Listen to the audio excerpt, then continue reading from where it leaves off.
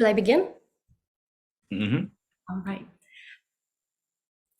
Hello, everyone. Welcome to today's webinar on the recent Saudi-Iranian agreement and its implications for the conflict in Yemen, hosted by the Washington Center for Yemeni Studies, a Yemeni-led research center that endeavors to offer critical insights that help policymakers in Washington, D.C. and beyond navigate, understand, and provide solutions for the key political, humanitarian, legal, and social issues in Yemen.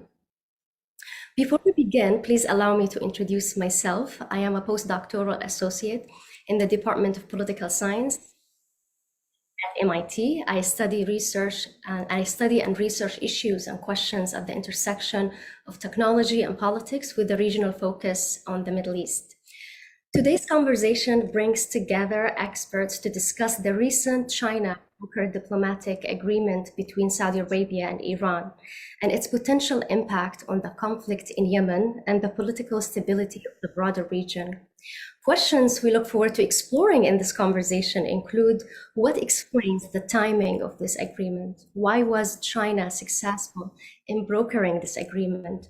What does this agreement mean for Yemen and Yemenis? Will this agreement have real policy shifts and tangible effects on the conflict in Yemen? Is it, for example, likely to contribute to facilitating peace and negotiations among the fighting factions in Yemen? To answer these questions, we are delighted and have the privilege of hosting three speakers to speak today, whom I will introduce very briefly. We will begin with Dr. Abdulkader Alguneid, a physician, writer, and specialist in Yemeni political affairs. Next to speak, we will have Mr. Norman Roule, CEO of Affairs Strategic Consulting and former National Intelligence Manager for Iran. And then we will finally hear from Ibrahim Jalal, non-resident scholar and researcher at the Middle East Institute and a research fellow at the Yemen Policy Center. Thank you so much to our panelists for joining us today. I welcome you to start your opinion remarks. Each speaker will have 10 minutes to speak, and then we will have 10 to 20 minutes conversation amongst our panelists. And in the remaining time, we will conclude today's webinar with questions from the audience. I look forward to the conversation. Thank you so much. Without further ado, I would like to invite Dr. Abdulkader Alguneid to speak. Dr. Abdulkader, to you. Ramadan Kareem, and I'm happy to be with you and with the panelists and with your center. The event right now regarding Yemen is hot. So many people have been summoned to Riyadh right now to as a consequence of this meeting between the Saudis and the Iranis in Beijing, in China. Now, first we have to talk about these new things. I mean, it happened in China, as you asked, for no reason. The only reason is to hurt our friend Norman Roule and the Americans. I mean, the Iranians don't want the Americans to have any credit. The Saudis don't want the Americans to have any credit. And the Chinese would be very happy just to play along in this game. They were ready. To talk about what will happen to Yemen after this meeting, we should first talk about what happened. How did they get there in China, the Saudis and the Iranis? I think, during my talk, we have to talk about who are the internal players and who are the external players in Yemeni events. How did they get there, and who are the players, and what will happen after this agreement? I mean, we can't talk about this agreement without showing who are the players and why they went to have this agreement in China. I think I can go back for centuries to what is going on in Yemen, or to last decade, or to last few weeks. I will choose to start on September 14, 2019. And that's where the Iranians hit Aramco facilities in Al-Baqiq and Khurais before dawn. That day is the day when the Iranians changed the equations, and when the Saudis recognized what is the facts of life, and the Iranians were just waited 4 years for this to happen in China, and it took the Saudis 4 years to conclude that they have to go to China. So what happened in September 14, 2019? The American analyst likened it to Pearl Harbor, to what happened to the Americans by the Japanese during World War II. And they thought that the Saudis will hit back as the Americans did. Mr. Trump, he didn't do anything. Actually, he mocked it. He couldn't resist. I mean, he's now being summoned to New York district attorney, and he can't resist of being flashy. At that day, he said, "Why don't the Saudis hit back?" Also, he was very friendly to the Saudis. But okay, that's the thing. For Yemenis and the Americans, Obama, he's the author of the Asia and Iran pivot. He's the one who said that the Iranians should have an influence in the Middle East. Trump is the one who made the Saudis believe that the Americans will never protect them, will never, as they will never repeat what happened to Iraq, either to liberate Kuwait or to finish Saddam Hussein. Biden, he also added salt to injury by reversing all the actions of Pompeo and of Trump, and he lifted the designation of the Houthis as terrorist group and tried to appease them all the time. He just wanted to end the war in Yemen, so he won't be distracted with any other conflict except that conflict to limit the influence of Russia and China. For the Saudis, now the most important ones are the Saudis now. I made them to the end. They were just shocked. They were devastated by this attack of Al-Baqiq and Khurais in 2019.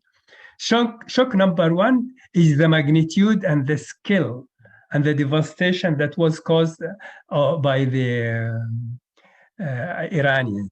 No one could believe that they could do that. Shock number two, failure of the US Central Command to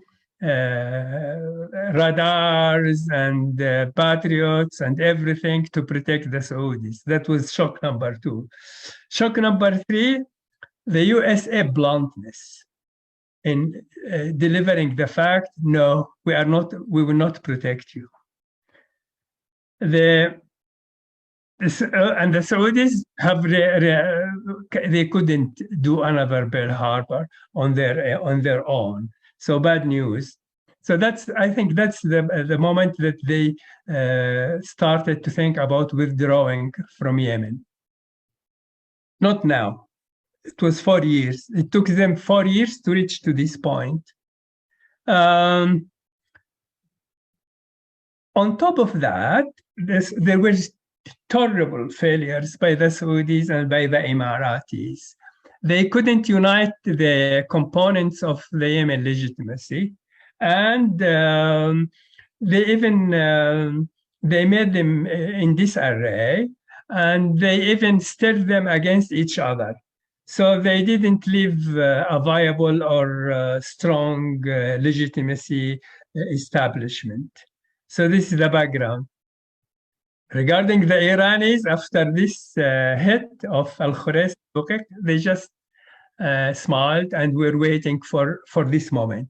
So actually, it took them 4 years for the fruit to fall from the tree into their laps.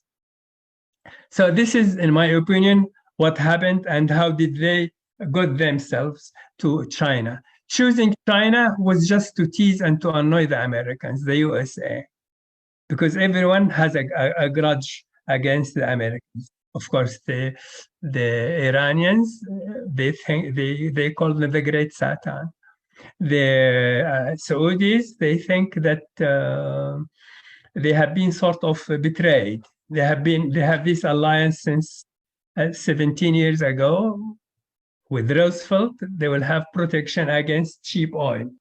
They kept doing all the things in the book to support the Americans for 70 years against the nationalists, against the socialists, against the Islamists, against you just name them. And today, when they needed them, they left them on their own. Now, we have to talk about who are the players. I mean, to understand what will happen, who are the players? Houthis, they are leaning on 3 asabiyya. I don't know if our colleague here, Normal Roule, would understand asabiyya. Asabiyya is the bondage built on prejudice and grudges and greed. So, and we have in this context 3 asabiyyas. This is a name was coined by a philosopher called Abdurrahman ibn Khaldun a few centuries back. So we have the Hashemites, we have the tribes of the north, and we have regionalists. They are the 3, they are our sicknesses, we admit. They are our faults, our historical faults. We have these 3 faults. But the Houthis managed to tame them and to recruit them, and they act as servants for the Houthi cause and for the Iranian cause. The Houthis are privileged by being united and under one command, and with overlying a strong, obedient, disciplined hierarchy. And they listen carefully to their mentor and supporter, who are the Iranis. These are their advantages. And the Iranis, they just will do everything for them, and they don't need to show what they are doing.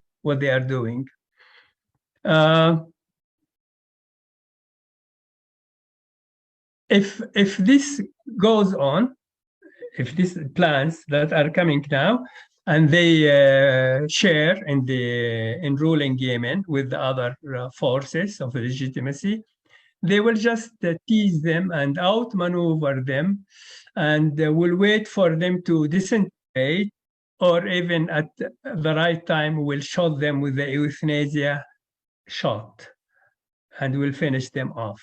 I mean, the legitimacy component stand no chance to stay face to face with the Houthis alone without help. That's the Houthis. The legitimacy, they are in disarray, and their poor performance, they lost their base. Actually, the hearts and minds of Yemenis are with the legitimacy. It started with the legitimacy, but they lost them because of their poor performance and because of their squabbles and disarray. And they are divided, not like the Houthis united. And they don't have one single command. Everyone is a boss in the legitimacy side. And on top of that, they are not sure about what the Saudi will decide for them. I mean, the Houthis are very sure and confident that they will not be ditched by the Iranis. The legitimacies don't have this luxury. They are not terribly sure what if the Saudis will keep with them or will leave them or will ditch them. Now we go to external powers, external players. I will start with the USA. The USA, anything that will happen to Yemen is okay, whether they, whatever, except one thing. They don't want war. They don't want violence because they don't want to be distracted or dragged to a conflict in the Middle East again. They are sick of the Middle East and its wars. They don't want to be with us anymore after what happened to them in Iraq and in Afghanistan. And the US and the Saudis are hitting back by saying, okay, you are not going to stay. You want me to finish? No, I just want to say that you have 2 minutes remaining, and then we'll come back to you. Okay. The KSA are doing the things that would make them don't need the USA, the Saudis. They okay. We are afraid of the Iranis. Okay, we will befriend the Iranis. So if we are befriending the Iranis, we will need the Americans no more. So this is, if you want to explain why they reduced their oil output yesterday, it is on these lines. Okay, if we need them against Houthis, we don't win them because we will stop conflict with Houthis.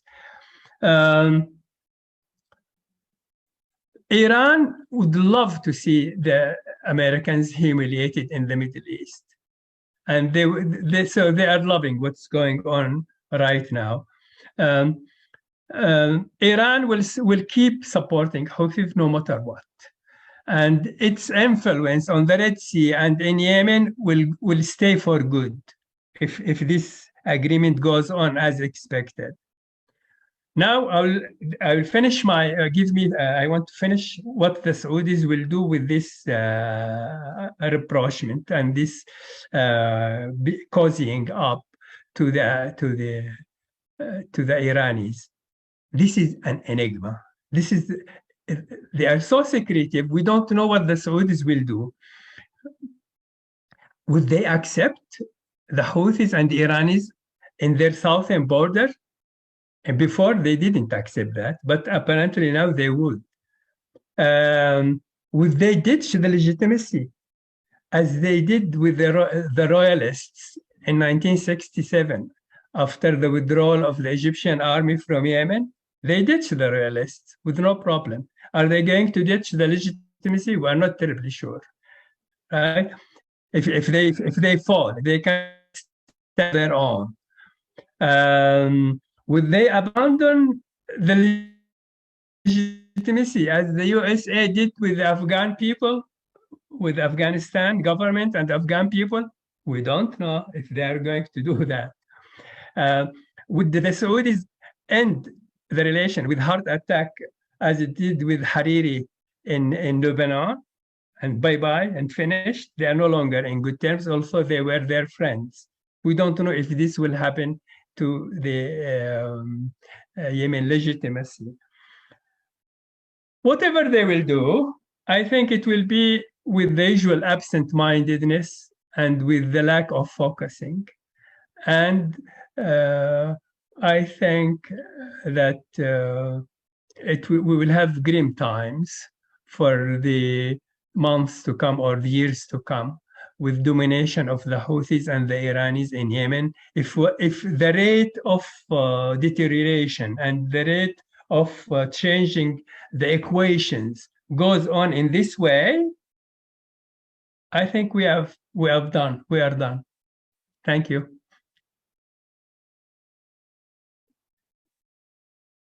I finished. Safa, are you with me? We can hear you, Doctor. Yes. I'm not sure where Safa is. I finished. Thank you. Well, thank you, Dr. Junaid, for your remarks. I believe we lost Safa for a quick second, but I believe she is back. Dr. Abdulkader is finished with his remarks. So if Safa is unable to hear me, we will proceed to our... She's back. Oh, she's back. I am Take back. the I wasn't sure if the session, fell apart or it's just my connection. Anyway, thank you so much, Dr. Al-Junaid. Now we will hear from Mr. Roule. Please go ahead. Sorry for the interruption. Good afternoon, and thank you for allowing me to speak today to such an important group. I would also like to wish my Muslim friends Ramadan Mubarak, and to thank the Washington Center for Yemeni Studies for its consistent focus on so many important issues at a time when there's so many other things happening in the papers these days. I'd like to keep my comments brief and focused on the Iran and Yemen issue and what the latest agreement means and doesn't mean. I think up front, it doesn't mean that Iran has lost interest in Yemen. And there will be some indicators that we should look to monitor to see how that is managed. Yemen has a dramatically important geopolitical presence against international trade routes and oil routes. The economic success of the Red Sea Basin would be compromised if Iran and the Houthis were able to dominate the Bab el-Mandab without some form of constraint. For Iran, controlling the Bab el-Mandab and the Strait of Hormuz gives them a chokehold on the global economy, far exceeding Iran's normal military and strategic capacity. So it's very unlikely Iran can be withdrawn from Yemen. That doesn't mean that Iran won't mute or perhaps moderate its support in the short term, and that is likely to be the primary result of the recent Saudi-Iranian agreement, but that in itself will need to be measured in coming months. As we look forward to measuring that, first and foremost, the Iranian presence in Yemen itself needs to be highlighted publicly. And for those Yemenis and others who are following this issue, it's critical that this information be placed in the public sphere so that it can be discussed and not buried. Who is the Iranian ambassador in Yemen? He's a Quds Force official. Will he remain in Yemen? Will they continue to maintain a Quds Force presence in country? If they do, you have an indicator and a very strong one as to how Iran will play out its plan in the kingdom. The weapon shipments have been numerous in the last year, about 5 or 6. They've been seized by an international coalition involving the Americans, the British, the French, and others, to include our important Arab partners. Monitoring those shipments and evidence of Iranian arms in Yemen will again be a simple indicator of whether or not Iran is living up to this deal.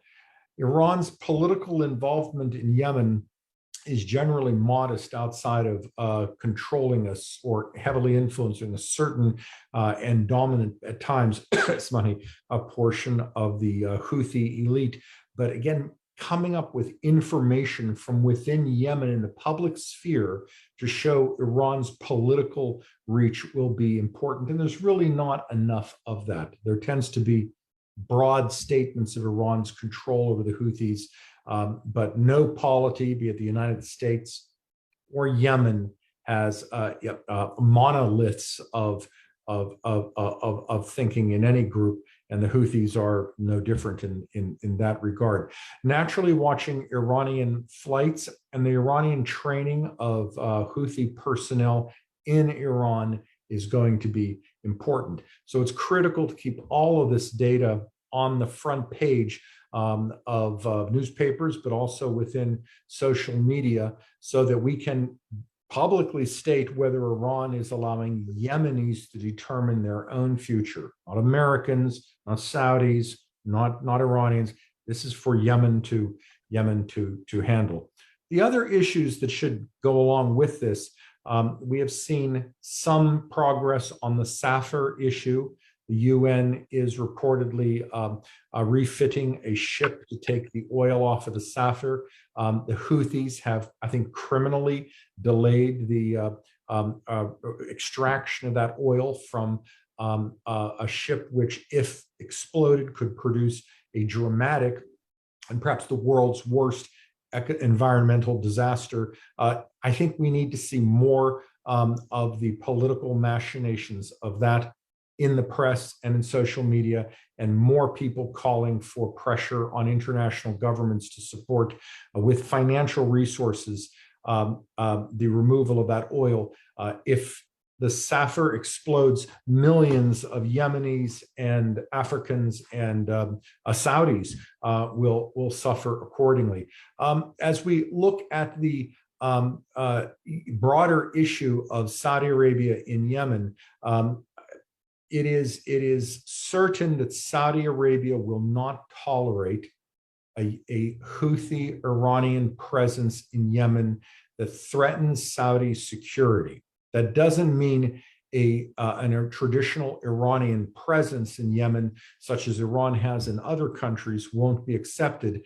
But I think it's critical that we underscore that the Saudis will not allow their economic success and their future to be threatened by such an aggressor in the south. In the short term, Iran is likely to moderate its actions in Yemen as it seeks to accelerate the establishment of diplomatic relations, the restoration of embassies, perhaps during this holy month of Ramadan or around the time of an Eid, of the coming Eid. But in any case, beyond this period, how Iran seeks to dominate the Bab el-Mandab area and other key parts of Yemen will be first and foremost in the minds of Saudi leaders.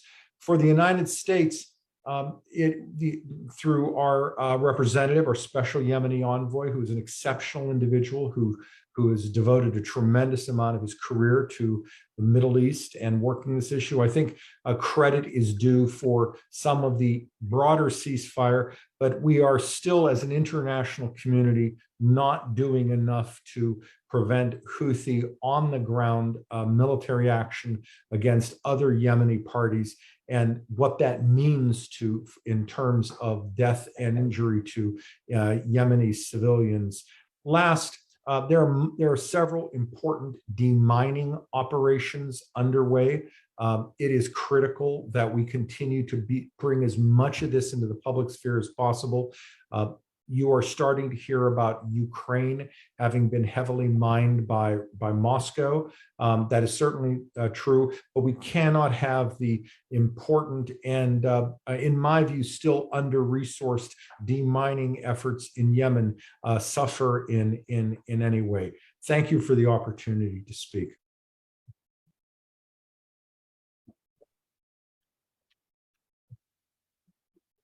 You're muted, Safa.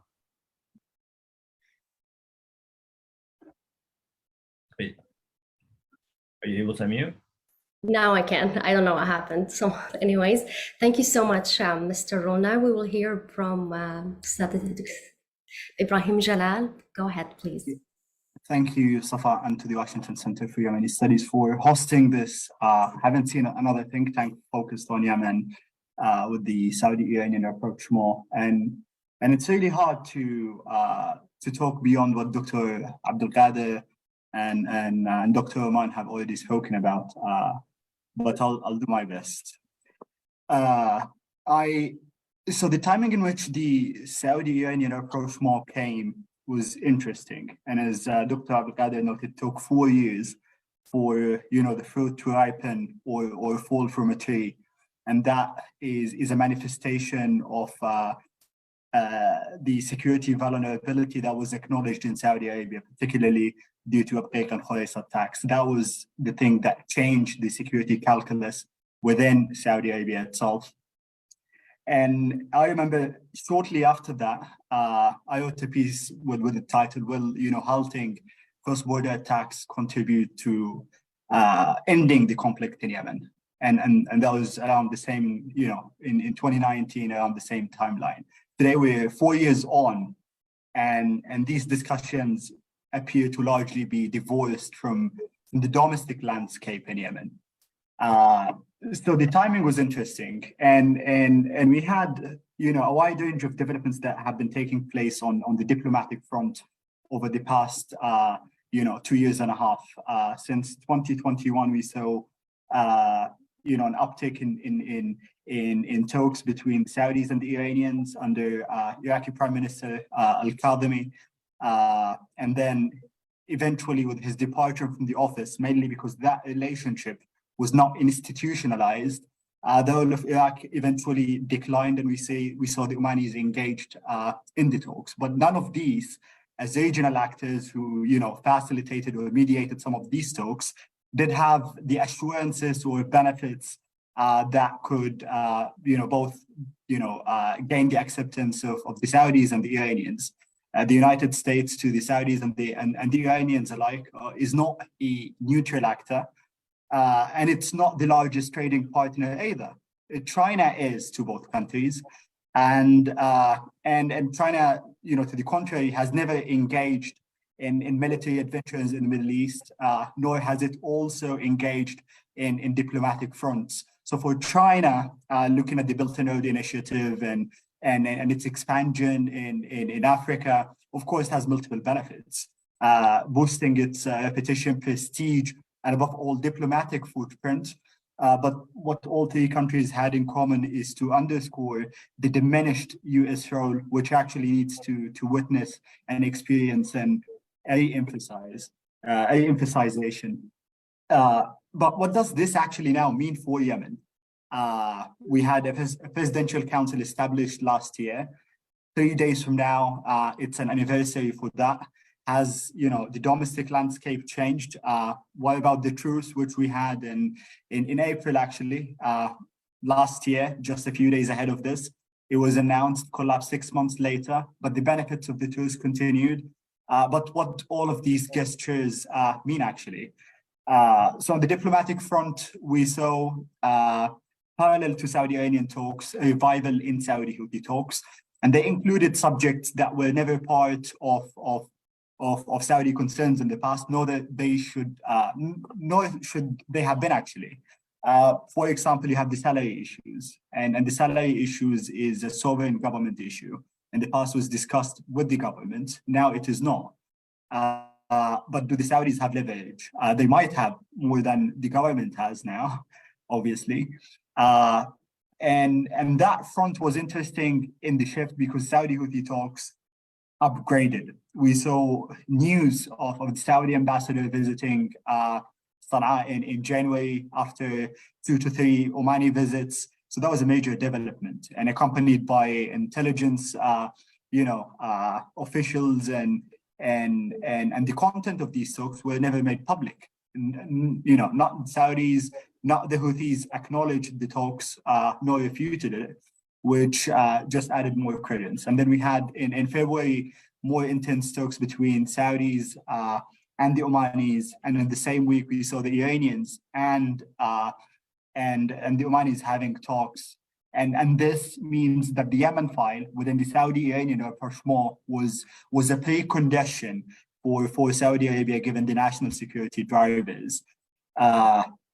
And now within this landscape, we have the UN is on the side.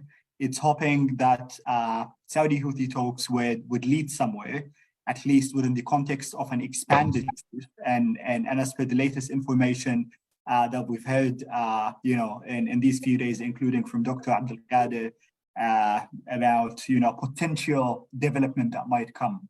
Would that be an expanded truce? Would the economic file being prioritized so to address the issue of salaries? What are the mechanisms in place? And if that, how are these actually succeeded by comprehensive inter-Yemeni peace talks? Because at the moment it's unclear how these are tied. Both the Iranian and the Saudi Foreign Ministry, following the rapprochement, made clear that what they want is an expanded truce or a ceasefire, the resumption of inter-Yemeni peace talks, and the formation of an inclusive national government. What we might see now as a result is a degree of Iranian pressure on the Houthis to engage, even if the Houthis would want to manifest, otherwise. Most recently, they've attempted to manifest distancing away from Tehran to show a degree of autonomy by, a number of internal and external escalations. The internal, we've seen military swaggering in Hodeidah and in Sa'da and in Al-Job, sorry. And that was akin to the military drill that took place in 2015, which tells you so much about the accomplishment in military terms of the Arab coalition over the past 8 years. And we've seen also, as we speak now, the military escalations in Haib district south of Ma'rib. And these are also, signs that even if we have a rapprochement with the Saudis, the internal dynamics of the conflict are far from resolved. Where does that lead us to as a result? And in view of this, so the establishment of full diplomatic relationship between Saudis and the Iranians has, a 2-month time frame within the context of reopening the embassies, and this coincides by no coincidence with the anniversary of the Arab coalition, which was just about 8 days ago. That means that the Saudis expect a breakthrough for an expanded truce or beyond within these 2 months, in a way, for the relationship with Iran to be pushed the way it should. Iran, as you know, has faced increasing internal uprisings, has also seen, ramping up economic sanctions by the West vis-a-vis the transfer of drone and, advisory capacity to the Russians, which we've seen also in Yemen. And as Dr. Norman noted, whether these issues are addressed within the longer term relationship and engineering of a peace roadmap beyond the de-escalation phase remains a very valid question. For as far as Yemen is concerned now, we've just between December and March, we've seen at least 7 interdictions of arms and drugs shipments, around Yemen's territorial seas or around the Gulf of Oman. Some of these shipments had included as many as 1.5 million ammunition, 30, anti-missile, anti-tank missiles, and heavy capabilities. Will the Iranians stop that? Is there evidence on that front any soon? And if they decrease that, is that tactical for the short term to thaw regional de-escalation and attract economic support to relieve some of the effects of the sanctions, or not? These remain very open questions that we do not have answer to, just by looking into the intent and the track record in the past. As for the Chinese, now they talked about the Saudis and the Iranians. In the trilateral announcement, they described the role as reliable friends within the two countries. So there is distance. Does that give them leverage to engage with the Houthis in a way, or the government of Yemen, given that they developed these relationships with the regional sponsors? They might, just as the Russians wanted in the past. But will they? I don't see that becoming a priority unless needed in the event of attacks on Chinese interests, for example, some investments at Jeddah Islamic Port, or otherwise, as it tries to up its game with the Belt and Road Initiative, and as Saudi ports gain more traffic now vis-a-vis those of the United Arab Emirates. So that's an interesting aspect. And if China in a post war Yemen, and obviously some reconstruction package can be part of its priorities, the question is, would these interests be targeted as a result of an abuse of the drone capability in the event of lack of disarmament? Because when you talk to UN officials or even regional stakeholders about DDR, about demobilization, disintegration, disarmament, they see it now as impossible. what does that mean? Does the military hardware stay with the actors that took you actually to where Yemen is today? What are the ways and approaches to tackle this issue? Well, we use the rhetoric of creative and innovative ways that actually are far from satisfactory to the ambitions of having a secure, safe, and stable Yemen.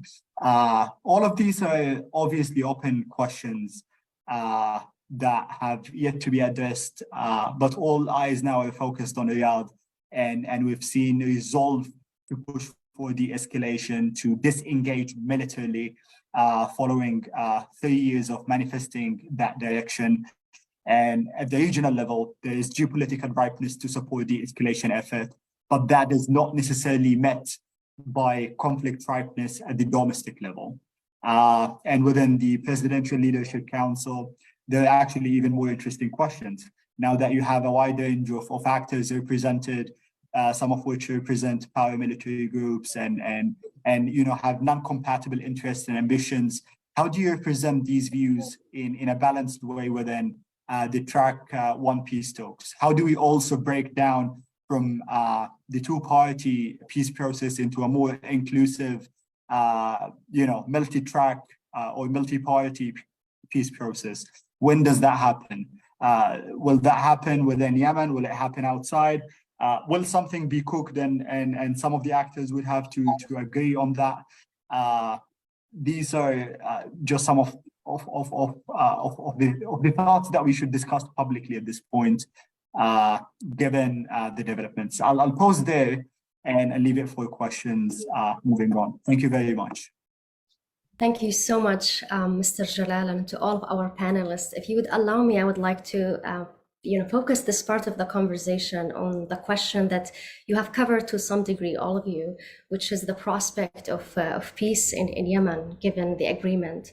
The conflict in Yemen has been framed in the media and policy circles as a proxy war between Iran and Saudi Arabia. And I would like to hear from each of you in 2 minutes.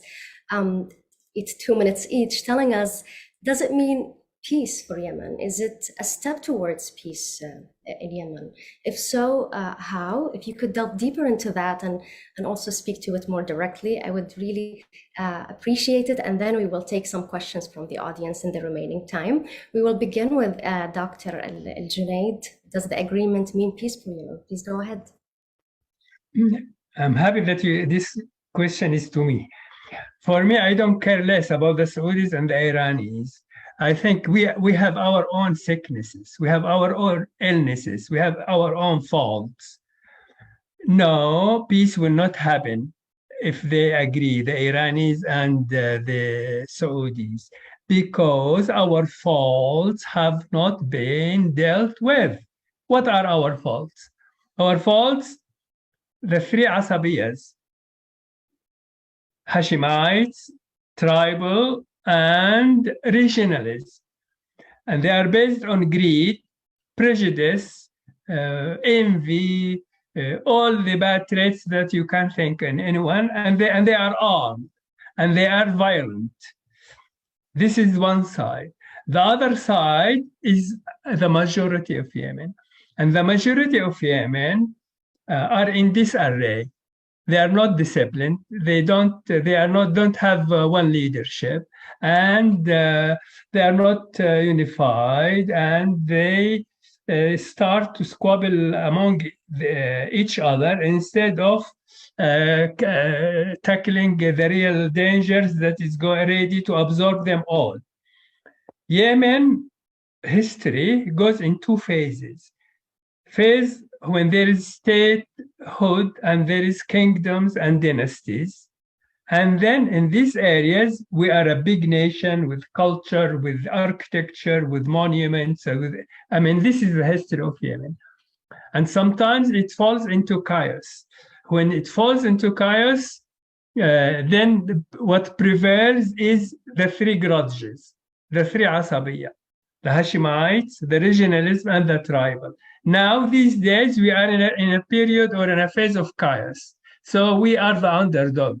the civilized part, the peasant, the traders, the manufacturers, the taxpayers, the one who would join the army, the one who would submit to an authority.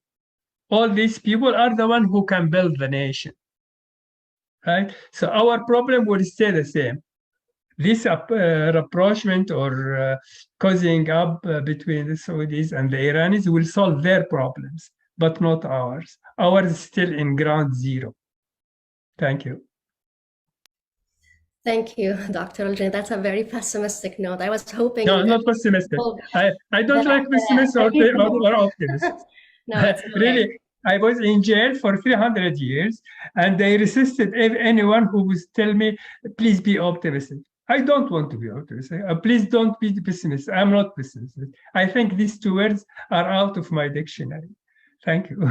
Thank you. Well, I was partially joking, and I was hoping. No, okay, I'm just telling you it is not pessimism. Yes. It is the facts of life. Yes, absolutely. Thank you so much, Dr. Alguneid. Now I will move to Mr. Roule. Do you think the agreement means, to some degree, at least a step towards peace in Yemen? Let's go ahead. It depends on how the agreement is conducted and how Iran portrays the agreement to its Houthi interlocutors. There has been some reporting that Houthi interlocutors have been growing impatient with Iran's willingness to fight to the last Houthi, Iran's unwillingness to provide greater support at a time when Iran is under domestic pressure, and it is possible that how that arrangement works out could erode Iran's reputation among some of its Houthi supporters. But perhaps the best way to put this is that in the short term, as long as this agreement is underway, it offers an opportunity where Iran might step out of some degree of its support to allow the Yemeni people to address their internal issues themselves. Thank you so much, Mr. Roule. Now we turn it over to Mr. Jalal to answer this same question. Please go ahead if you can hear me. I think regardless of how the Iranians and Saudis, develop the relationship, the realities are harsh. And as Dr. Abdulkader noted, that our internal problems have not been dealt with, and therefore it would be naive to expect that this would lead to a sustainable peace in Yemen. I think that's a matter that regional actors and the international community should address by allowing Yemenis decide, the future of the country. Because as far as the region is concerned, the immediate implication is of this for, assuming it moves forward, for the Saudis, it would be that the conflict would become internalized. And that means, our story just becomes less heard of. And as a result, as has happened in the 60s, after the Egyptians and the Saudis withdrew, the fight continued for several years until one party eventually consolidated control and established the system. Now the challenges are even more complicated. And the ambitions or the projects that the different actors are trying to project, except that of a civic modern state, inclusive, that takes the interest of all Yemenis is formed. It's going to be a long way to peace in Yemen. We had hoped that this would be major for as far as Yemen is concerned, but unfortunately, it seems that the challenges have to be acknowledged in a pragmatic sense. And yeah, thank you. Thank you so much, Mr. Jalal and all our panelists. Now I would like to invite the attendees. We have only time, unfortunately, for 2 to 3 questions. So if you could raise your hand, and then we will take some questions. No, the question's already in the chat. Okay, then that's easier. Thank you. Yeah, you could. I will begin with one question, and it's perhaps to Mr. Roule. And the question is from Abdul Wahab. What is the U.S. position now and in the future with regard to Yemen, on the conflict in Yemen? I think it's fair to say that the U.S. is deeply committed to providing humanitarian support to Yemen. We provided billions of dollars, and that's likely to continue into the future. The U.S. has also demonstrated it's deeply committed to the diplomatic process and has assigned a number of personnel within the Department of State and within the region to pursue this. I think that's likely to continue. I think the United States has also demonstrated its willingness to assign security forces to address the Al-Qaeda issue in Yemen, and that will contribute to Yemeni stability. I think beyond that, the issue becomes one for the Yemeni people to resolve, and we are obviously doing everything we can to prevent a restoration of the violence prior to the ceasefire. I think, and therefore you might see a roadmap come out of future talks to continue all of these efforts, hoping that breakthroughs will occur. Thank you.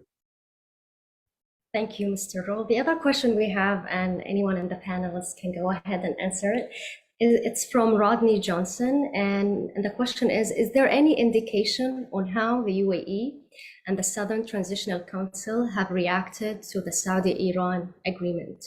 Basically, the UAE position in this regard. Anyone? Dr. Alguneid, you're smiling, so I'm guessing you have an answer for us. No, they keep their cards behind their backs. I mean, if you want something, I mean, the return of Aidarus there is nothing official, just speculation. The return of Aidarus is the BD from Emirates with full trimmings and full everything, with the flag and with everything, to Aden. While the president we don't know if he just stayed in Riyadh for these meetings and consultations, or because he was not allowed to go, right? So Emirates is an enigma too. Behind the scene, they pay a lot of money, and money is very important, and they arm a lot, and arms, cash and clash. The bears and the arms are the two keywords in Yemen. If you want to influence, you bring your bears and you bring your arms. And the Emiratis are still doing that. I mean, they found their people who follow them, or they were trained by them, or were nurtured by them. So yes, they are influential, and they brought Aidarus Zabidi to Aden. So you just add this together and patch up whatever you can conclude. Thank you so much, Dr. Al-Junaid. And the last question we have has to do with China. And it's the question is, in your opinion, will Yemen be used as a pressure card by China to reach certain economic goals? Another way also of asking this question for me is, what is in it for China in all of this? What's at stake for China to broker such an agreement? And that's for me. Anyone? Okay, one word. China wants to kick the United States from anywhere it can do, from Latin America, from South Arabia, from the Middle East, from whatever. That's it wants multipolar thing. It has the BRICS and it has the Shanghai meeting, and they will do everything. And the Americans are trying to do likewise. So this is a game, and this is where, for the next decade, this will be the talk of the whole world. Okay. So if I might offer an alternative view. Please do. I was going to come to you. Go ahead. Currently, the United States has 30,000 lives in the region. I don't consider this a game. The Chinese do not have one military base, and they have used appropriately and logically the security provided by the United States, which is a geopolitical and geosecurity actor, to support their geoeconomic and geocommercial interests. That's going to continue for the near term. Not since the 1960s have the Chinese played a large role in Yemeni development. I don't see that happening as they did once in the Hudaydah area.